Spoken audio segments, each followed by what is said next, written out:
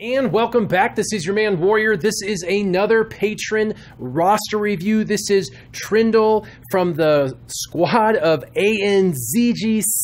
ANZGC. I'm not sure if they can actually say it or if it's just the acronym, but Trindall is doing very, very well for himself. He is a little bit of a dolphin, spent a little bit of money in the game. He is moving more towards free-to-play every day, spending less and less in the game, and is deciding right now that he probably won't be spending much moving forward.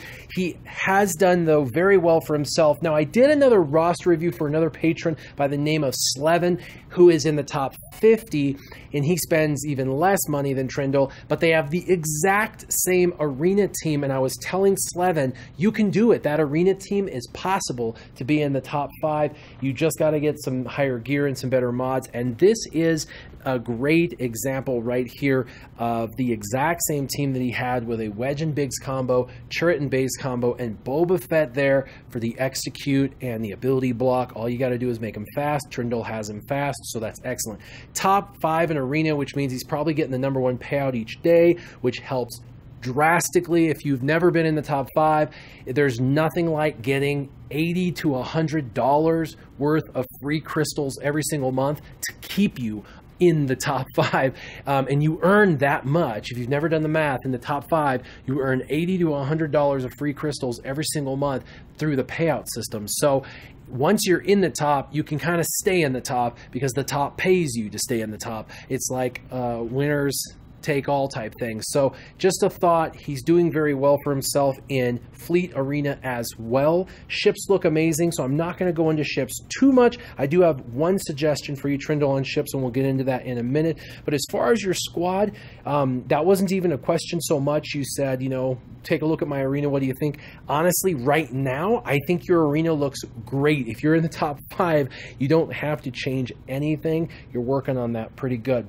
Now, you asked me about the Rancor, and there's two thoughts about this. Is you going free to play in the future, and also what other characters do you have to farm? And the first character that comes to mind if you're free to play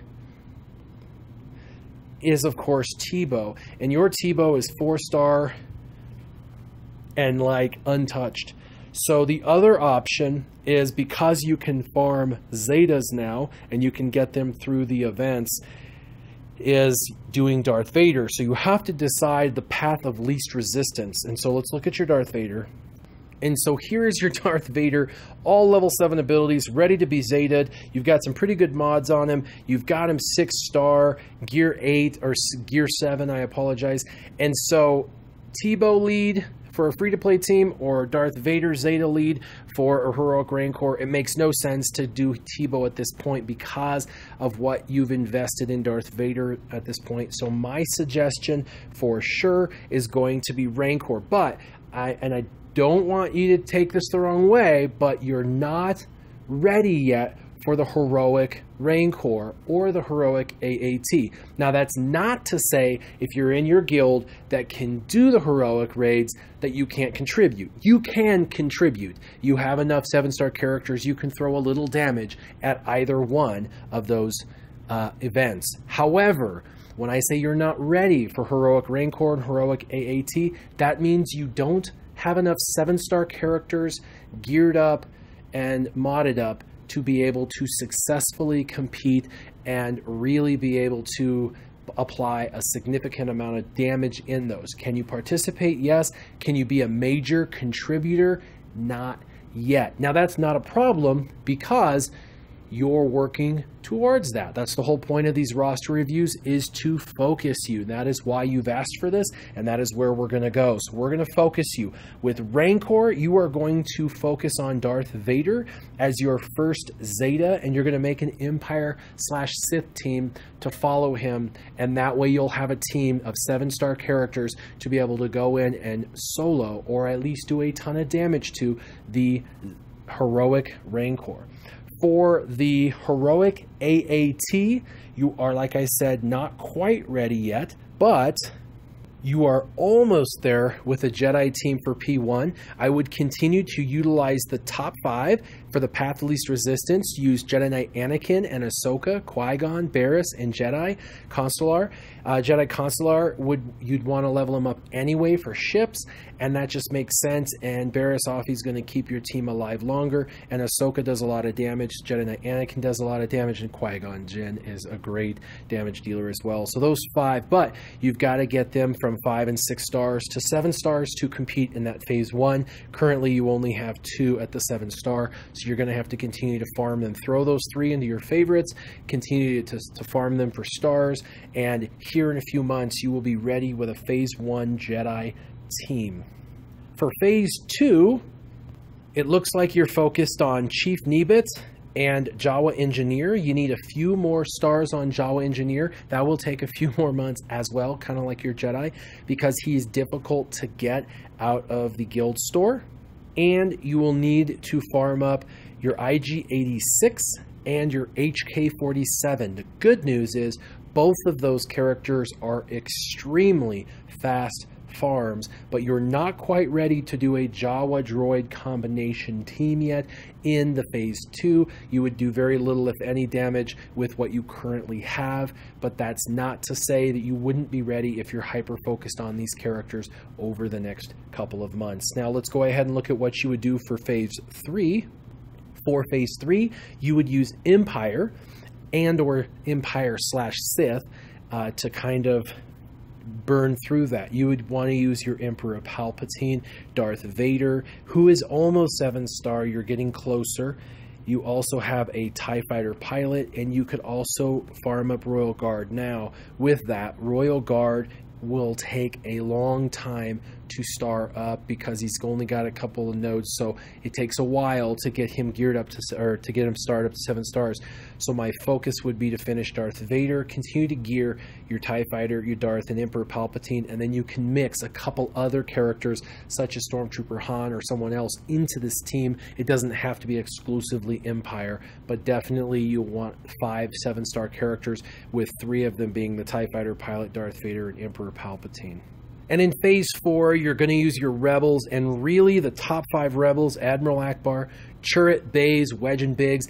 This team, exactly how you have them, could probably currently score you 1 million damage in phase 4 of the heroic AAT, which means that you're almost, if not almost, you are absolutely ready for phase 2 or phase 4 of the heroic AAT. So the good news is you can focus more on your Jedi and on your droids and Jawas, and less on your rebels as far as that goes. Now, with that said, with it being heroic, you have to have 7-star characters, and so you may, for a while, until you can get Baze Malbus up to 7 stars, which may take a while, you may need to plug in Lando Calrissian into this team.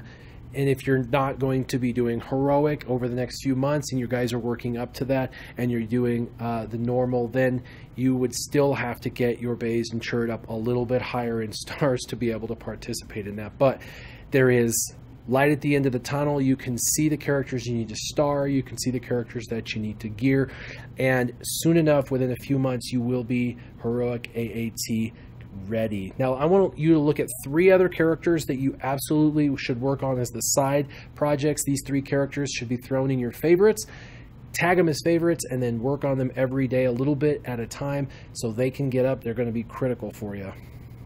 Number 1 is Rex, and there's no question there. Everybody knows how imperative Rex is, from his turn meter reduction in multiple raids to his leadership, amazing leadership ability in the arena. So I would definitely recommend putting him in your favorites and working on him on the side.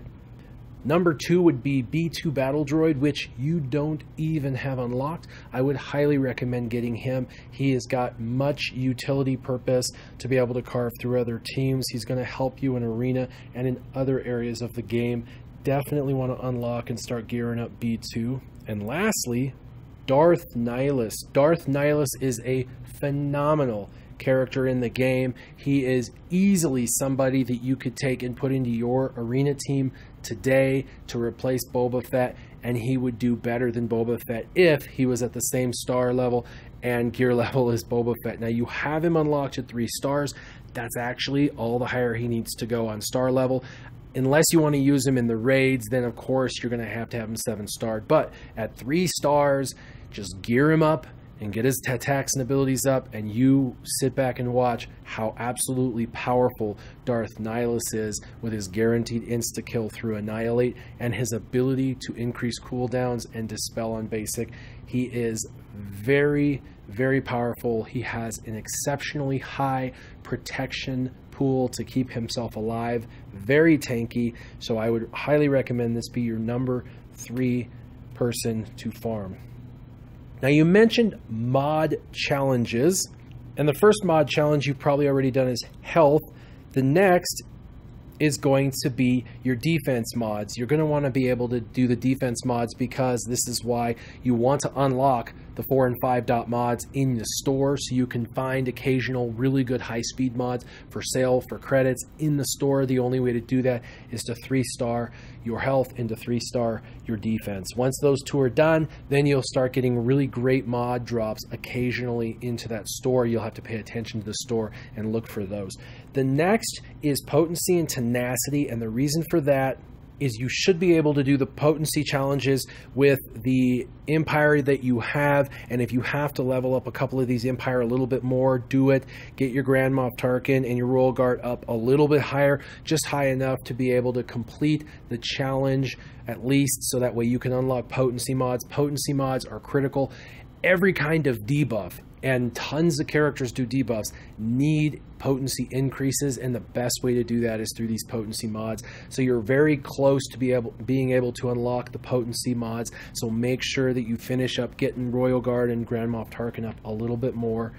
The next you should be able to already do, and that's tenacity mods. You should have enough tenacity, enough characters here to be able to ace right through the tenacity. And tenacity mods, while a lot of people think tenacity is broken, it does in fact work in the game, and you do still need to put tenacity on certain characters, especially someone like Baze Malbus, because he's going to be hit a lot, and you're going to want him to try to resist as much as possible, and so you're going to want to include tenacity in his sets to be able to protect him, and the only way to get that is to unlock the tenacity sets. But it looks like your rebels are right there. You should be good to go. And the last one that I say is highly important is going to be your critical chance. So for critical chance, the reason why I say that is critical damage is nice, but if you try to hit somebody with critical damage and you don't crit, critical damage means nothing. You have to still have a high enough crit chance to even do a critical hit. So crit chance would be the next most important, and right now your Jawas look a little sad. They're missing a couple of their buddies, and they definitely need geared up a little bit higher. They're going to have to be probably gear 8-ish, 9-ish to be able to pass, and you're going to have to get them up around 70 and gear 9 to be able to make it through. That would be probably the one that you're the farthest from that I think you need to do. As far as speed and offense mods, those are nice, but I wouldn't worry as much about them because you're not really spending much money going forward, and so I would really just focus on these that I've told you about as far as the mod challenges. As far as your ships, you're doing really well in ships, and so I don't want to mix up a bunch of stuff if you're doing really, really well, but I do have some ideas because right now you're currently 9th, you're in the top 10, but I think you could probably climb to get the #1 spot each day, get your #1 payout, and then let it fall, you know, down a little bit. And once you're in that top 5 and you stay in the top 5, you'll probably not get bumped out nearly as much as what you do when you're in the top 10. Those last 5 spots, 6 through 10, are much easier to get bumped out of than 1 through 4. So my thought is you've got Admiral Akbar, so that's good. Go ahead and continue to use him. But use your bigs, because you're using bigs, and instead of Wedge, put in Sunfac, so you have 2 tanks. And then you want to switch out and put Scimitar and the Imperial TIE Fighter in. And this is why. This is my theory behind this, okay? Biggs and Wedge, you have 2 tanks, so you're going to protect your team. The Scimitar's out on the floor, and Jedi Consular's out on the floor. Jedi Consular can call assists, and then you have your Imperial TIE Fighter. Now, the Imperial TIE Fighter is the fastest ship in the game, so he is going to allow you to go first, and more than likely, he's going to target lock an opponent, which will trigger your Biggs' taunt, which will allow for Biggs to taunt and protect your team. That'll allow for your Scimitar to have time to be able to apply where he stealths everybody and does his special, and you could use that special on Biggs or on Sunfac. If you put it on Sunfac, every time Sunfac shoots out of turn, he does target lock, so you could target lock the entire team with your Imperial TIE Fighter, Scimitar, and Sunfac combo, those 3, and you also have Biggs to keep yourself alive, and Jedi Consular, so that way any tank that's taking damage, Jedi Consular can put protection up on those ships. So it creates a little bit more durability, and it gets you to jump,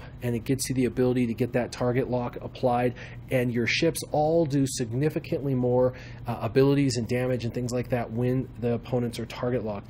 For your back ships, I would have in Slave 1, because by the time he comes in, your tank will be dead, but you'll probably have applied target lock on a plethora of ships. You'll have 3 to 5 of them with target locks. He'll be able to come into his AoE and do a significant amount of damage.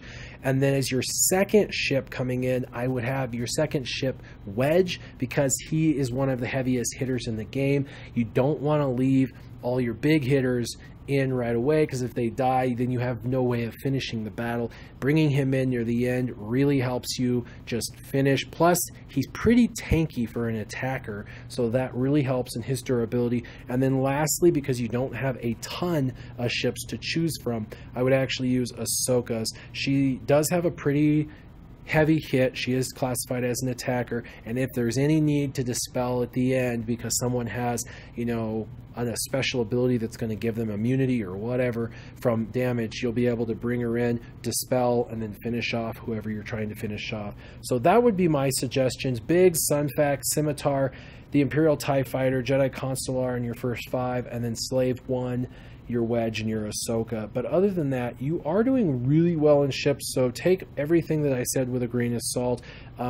You're doing really well also, like I said, in the squad arena, but there's definitely some options there as well. You could, once you get Darth Nihilus up, stick him in where Boba Fett is, and you will be amazed at how wonderful he is. So get your Darth Nihilus leveled up. As always, have yourselves a wonderful afternoon. Keep your gaming on. Warrior out.